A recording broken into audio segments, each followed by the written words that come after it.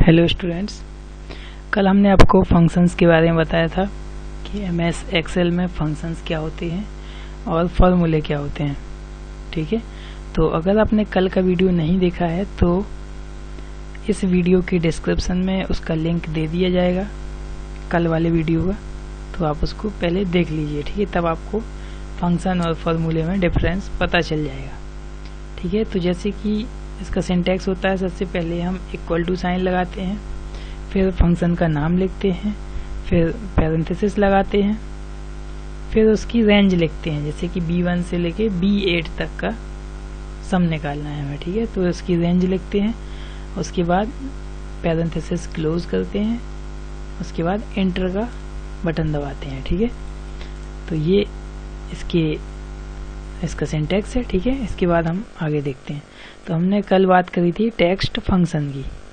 Text function एक function होता है अपर नाम से। तो अपर फंक्शन की हेल्प से हम क्या करते हैं कि अपर केस यानी कि कैपिटल लेटर्स में हम किसी भी टेक्स्ट को लिख सकते हैं। इसी तरह से लोअर फंक्शन है, लोअर की हेल्प से हम क्या करेंगे कि we can change all the text in lower case, यानी कि स्मॉल लेटर्स में हम लिख सकते हैं। नेक्स्ट है प्रॉपर। देखिए प्रॉपर में क्या होता है कि फर्स्ट लेटर कैपिटल हो जाएगा या जो नेम होगा वो कैपिटल हो जाएगा और ये आपका टाइटल केस में चलेगा। ठीक है, कंकेटनेट मतलब कि जैसे कोई दो वर्ड हैं, एक वर्ड कहीं पर है, दूसरा वर्ड कहीं पर है, अगर आप उनको कंकेटनेट करते हैं तो क्या होता है, उसका रिजल्ट आ जाता है, दोनों नेम एक साथ हो जाते हैं। चलिए इसका हम एग्जाम्पल आपको दिखा देते हैं कंकेटनेट का। तो स्टूडेंट्स, ये हमारी टेबल है और इसमें हम चाहते हैं कि किन्हीं दो नेम को हमें ऐड करना है, कंकेटनेट करना है, यानी कि टेक्स्ट को ऐड करना है। ठीक है, तो हम पहले इक्वल टू का साइन लगाते हैं हमेशा, उसके बाद कंकेटनेट की स्पेलिंग लिखते हैं। जैसे ही हम लिखेंगे यहाँ पे ऑटोमेटिक सजेस्ट हो जाएगा, CONCATENATE। उसके बाद हम पैरेंथेसिस लगाएंगे और उसके बाद जो नाम हमें ऐड करने हैं, जैसे कि मुझे अपना नाम ऐड करना है ATUL, उसके बाद फिर से मुझे ये लगाना पड़ेगा कॉमा,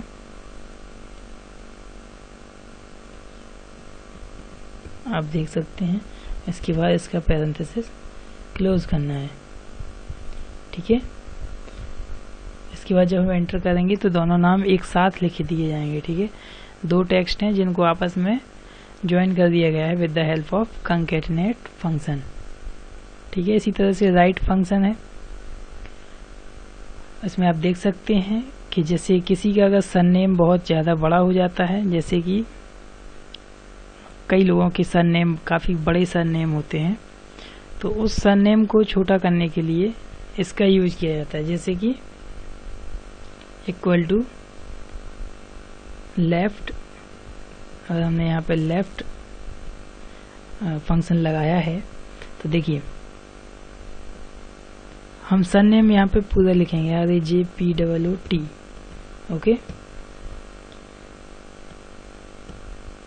अब इसमें से मुझे 3 वर्ड्स लेने हैं, फर्स्ट 3 वर्ड्स।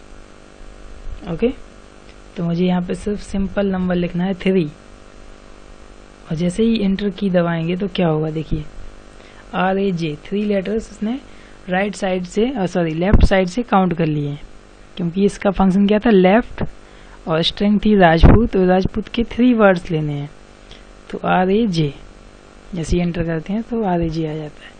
तो इसी तरह से ये जो फंक्शंस होते हैं वर्क करते हैं, टेक्स्ट फंक्शंस। ठीक है, ओके।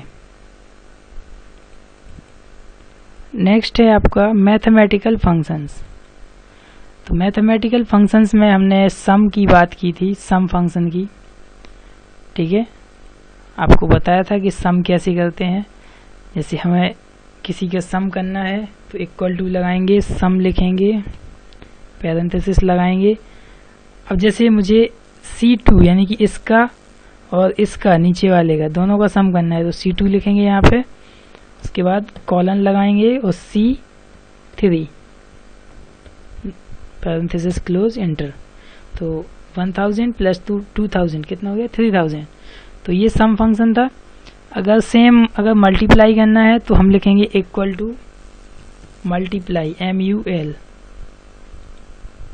सॉरी MUL नहीं होता, प्रोडक्ट होता है इसका, इसमें MS एक्सेस में प्रोडक्ट बोलते हैं उसको।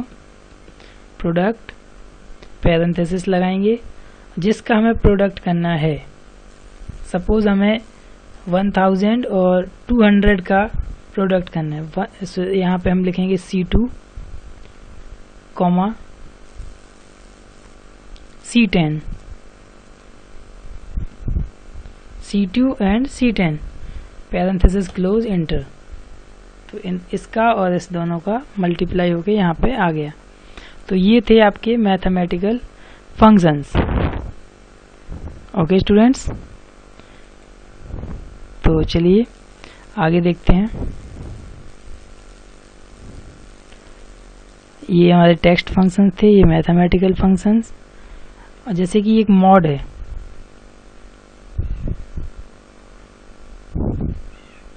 देखिए मॉड में क्या होता है, डिवाइड करने के बाद जो रिमाइंडर बचता है वो निकल के आता है, ठीक है, मॉड फंक्शन की हेल्प से।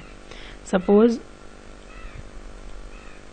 देखिए हम यहाँ पे लगाते हैं इस सेल में mod function MOD, mod function लगाया, पैरेंथेसिस लगाया। ओके, अब देखते हैं इसमें सिंटैक्स क्या है इसका।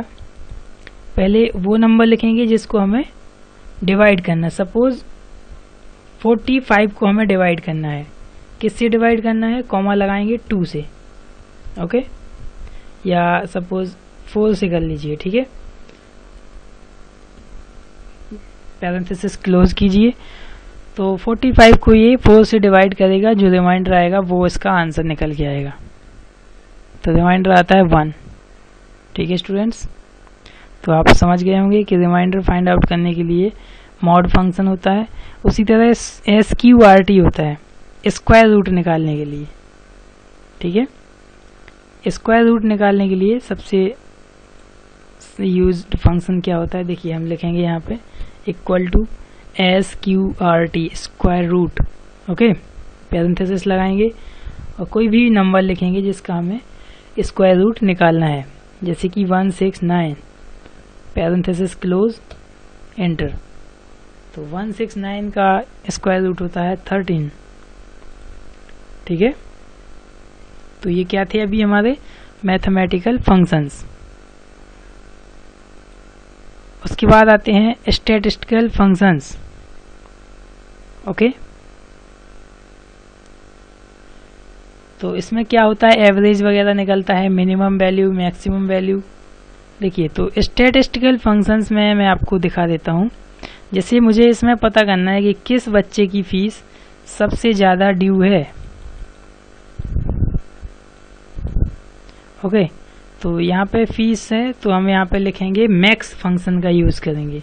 इक्वल टू लिखेंगे मैक्स, MAX, मैक्सिमम इसको बोलते हैं हम, पैरेंथेसिस लगाया हमने, और C2 से लेके, क्योंकि फीस हमारी C कॉलम में है और C2 से स्टार्ट हो रही है, C2 से लेके C10 तक, C2 से लेके C10 तक, पैरेंथेसिस क्लोज एंटर।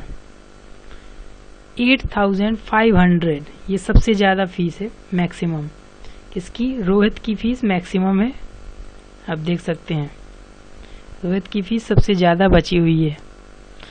अगर उसी तरह से हम मिनिमम लगाते हैं यहाँ पे इक्वल MIN, मिन, पैरेंथेसिस लगाते हैं और C2 से लेके C10 तक की हम रेंज लगा देते हैं इसमें, यानी कि यहाँ से लेके यहाँ तक इसमें हमें मिनिमम फाइंड आउट करना है।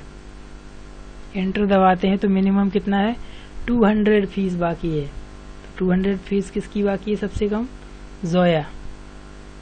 ओके, तो आप समझ गए होंगे। एवरेज भी हम निकाल सकते हैं इन सब का। तो ये सारे आपके फंक्शंस आज कंप्लीट हो चुके हैं स्टूडेंट्स। और आज का आपका होमवर्क है फन एक्टिविटी का। तो फन एक्टिविटी में आपको ये सारे फार्मूले, 5 फार्मूले हैं, ये आपको लिख के देखने हैं MS वर्ड में, MS एक्सेल में। MS एक्सेल आपका मोबाइल में आपका अवेलेबल है, आप डाउनलोड कर सकते हैं प्ले स्टोर से। ओके, तो ये सारे फंक्शंस आपको उसमें यूज़ करने हैं। उनका आउटपुट क्या आता है एंटर दबाने पे, वो आपको इसमें यहाँ पे लिखना है, फिलअप करना है। ओके, और डाटा ये रहेगा, ठीक है, आप देख सकते हैं। बिल्कुल इसी तरह से आपको डाटा लिखना है। ए कॉलम में हम नेम लिखेंगे, बी कॉलम में number of items, C column में प्राइस एंड डी में टोटल। तो इसको आपको कंप्लीट करके इस फन एक्टिविटी को सेंड करना है। Thank you, have a nice day.